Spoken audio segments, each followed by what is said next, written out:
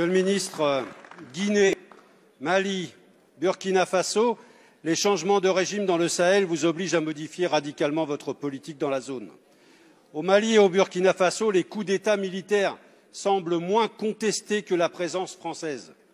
Certains pensent même que la prise de pouvoir par les militaires est un gage de retour à la souveraineté. Entendez-le. Les sanctions de la CEDEAO contre le Mali ont été vécues comme ayant été pilotées par la France.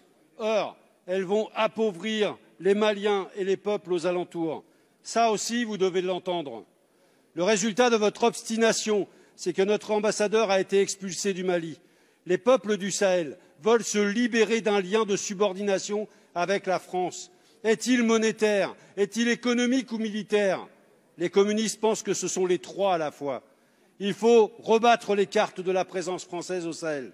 Les sociétés privées de sécurité comme Wagner ne sont là que parce que la politique française sahélienne a failli. Malgré le courage de nos soldats au Sahel, l'armée française a échoué. En conséquence, annoncez un plan de retrait de nos troupes avec un agenda concerté. Plutôt que les accords d'Alger qui vont déchirer le Mali, soutenez le désarmement de tous les groupes armés, comme proposé dans la feuille de route de Lusaka. Rendez une deuxième fois leur indépendance à ces États. Mettez fin au franc CFA et au pillage des ressources par les multinationales françaises. Faites respecter la démocratie et écoutez les peuples et pas seulement leurs dirigeants. Les communistes et toutes les organisations de progrès sur place vous le demandent.